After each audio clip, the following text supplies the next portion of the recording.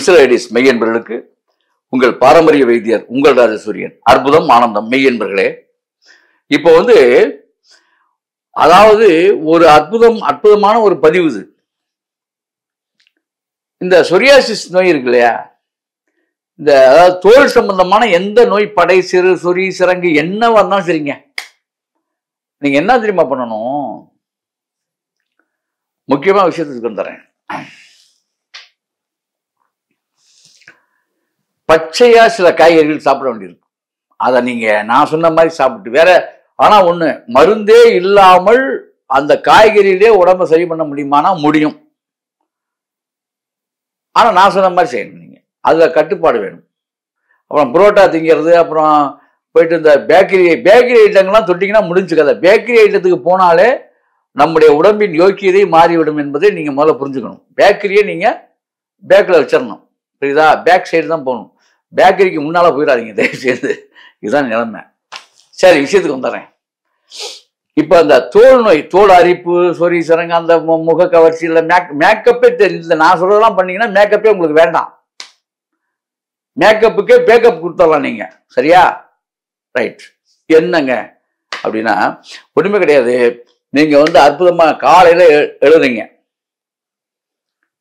காலையில இருந்தவுடனே நீங்க சாப்பிட வேண்டிய காய் என்னது? இது சுகர் கம்ப்ளைண்ட் இல்லாதவங்களுக்கு நான் சொல்றேன். சுகர் கம்ப்ளைண்ட் உள்ளவங்களுக்கு அது வேற விதமா சொல்றேன். சுகர் கம்ப்ளைண்ட் இல்லாதவங்க காலையில என்ன சாப்பிடணும்? அதாவது தோல் சிறப்பா இருக்கிறதுக்கு கேரட்டு தொடர்ந்து சாப்பிடணும். காலையில எவ்வளவு உங்களால திங்க முடியுமோ அவ்வளவு தின்றுங்க. அதான் உணவே உங்களுக்கு. அதோட விட்டுறணும். கேரட்டு, தேங்காய். ரைட். சுகர் இருக்கிறவங்க என்ன செய்யணும் அப்படின்னா, வெண்டைக்காயும் தேங்காயும் சாப்பிடணும். தேங்காய் நல்லா மென்னு சாப்பிட்டு வெண்டைக்காய் சாப்பிடணும், புரியுதா? வெண்டைக்காயை தொடர்ந்து சாப்பிடணும். யாரு? சுகர் இருக்கவங்க. சரி, இது காலையில. சுகர் இல்லாதவன் தேங்காயும் கேரட்டும் பச்சையா, நான் சொல்ல பச்சையா திங்கணும். வேணுங்கிற அளவுக்கு தின்னு தண்ணி குடிக்கணும். வெந்நீர் தான் குடிக்கணும். ரைட், முடிஞ்சு. தண்ணீரை கொஞ்சம் லேட்டாகி குடிங்க. ரைட். இது காலை உணவு. வயிறார தின்னுங்க. 1/4 கிலோ 1/2 கிலோ வேணாம் தின்னுங்க. மென்னு நல்லா தின்னுங்க.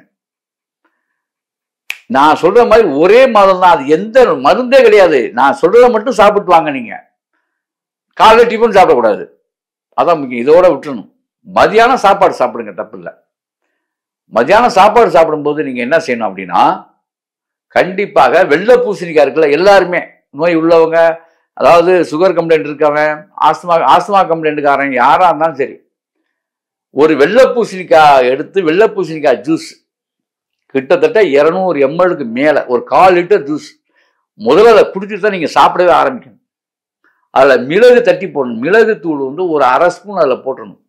ஒரு 1/4 லிட்டரு ஜூஸுக்கு உப்பு மிளகு போடலாம், தப்பு இல்லை.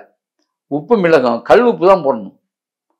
1/4 லிட்டருக்கு அதாவது வெள்ளை பூசணிக்காய், கிஸ்டிக்காயின்னு சொல்லி இது பண்ணீங்களா, அந்த பூசணிக்காய், அதுல ஜூஸ் அடிச்சு 1/4 லிட்டர் நல்லா கொலன்னு ஜூஸ் அடிச்சு அந்த தோலை எடுத்துட்டு உள்ள இருக்க சதையை நல்லா ஜூஸா போடுங்க. விதையை நீக்கிட்டு போட்டு 1/4 லிட்டர்ல ஒரு 1/2 ஸ்பூன் கருப்பு மிளகு, கருமிளகு போட்ட தூள் போட்டுட்டு அதுக்கு தகுந்த உப்பை போட்டு நல்லா கலக்கி அதை முதல்ல குடிச்சிட்டு தான் நீங்க சாப்பிட ஆரம்பிக்கணும். என்ன வேணா சாப்பிட்டுங்க, சரியா? சாப்பாடு தான். எண்ணெயில பொரிச்ச ஐட்டம் தொற்றவே கூடாது. எண்ணெயிலேயே பொரிச்ச ஐட்டம் அப்பளம் கூட ஆகாது, ஞாபகத்தில் வச்சுங்க. வேற என்ன வேணா சாப்பிடுங்க. ரைட். இந்த சிக்கன் இதுக்குள்ளெல்லாம் போயிடக்கூடாது நான் சொல்றேன். ஏன்னா தோல் சம்பந்தமான நோய் அதெல்லாம் போகணும் அப்படின்னா சிக்கன், மட்டன் இதெல்லாம் அவாய்ட் பண்ணிடணும்.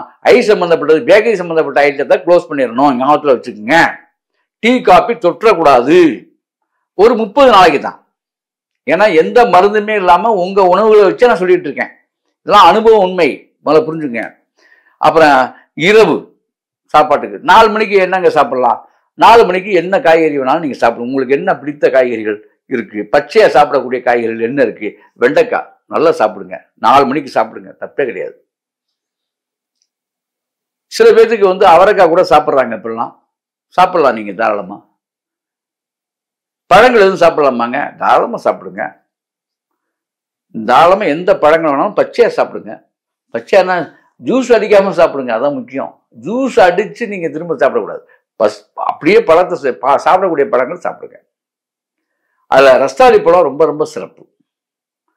ஒரு 2 பழம் எடுத்துங்க. ரஸ்தாளி பழம், நாட்டு ரஸ்தாளி பழம் எடுத்துங்க. சுகர் கண்டென்ட் உள்ளவங்களாம் நாட்டு ரஸ்தாளி பழம் அழகாக எடுத்துக்கலாம். தேங்காயும் நாட்டு ரஸ்தாளி பழமும் எடுத்துக்க சொல்லி முன்னே சொல்லியிருக்கேன், அதை நீங்கள் செய்யலாம். சரி, இப்போ நைட்டு என்னங்க சாப்பிட்றது? காய்கறியில் என்ன சாப்பிட்றது? நைட்டு நல்லா புரிஞ்சுங்க. நைட்டுனா நைட்டில் ஜூஸ் மாதிரி என்ன வேணால் சாப்பிடுங்க. நைட்டு சாப்பிடுங்க, தப்பே கிடையாது. எந்த பழ ஜூஸ் வேணாலும் நைட்டு சாப்பிடுங்க, தவறு இல்லை. ஆனால் கபநோய் உள்ளவங்க, சளி உள்ளவங்க நைட்டில் ஜூஸ் சாப்பிடாதீங்க. ஐஸ் போடாமல் சாப்பிடுங்க, சுகர் போடாமல் நேச்சர் ஜூஸாக சாப்பிடுங்க. ரைட்டா? இப்போ இந்த 7 மணிக்குள்ளே உங்களுடைய காய்கறி உணவை நீங்கள் முடிச்சிடணும். அப்போ 7 மணிக்கு என்ன மாதிரி காய்கறிகள் எடுத்துக்கலாம் அப்படின்னு நீங்கள் எடுத்துக்கிட்டிங்கன்னா ஒன்றுமே கிடையாது. அழகா நான் சொல்கிறேன், கொய்யாக்காய் எடுத்துக்கங்க. கொய்யாக்காய் அழகாக சாப்பிடுங்க. 7 மணியோட முடிச்சிடணும்.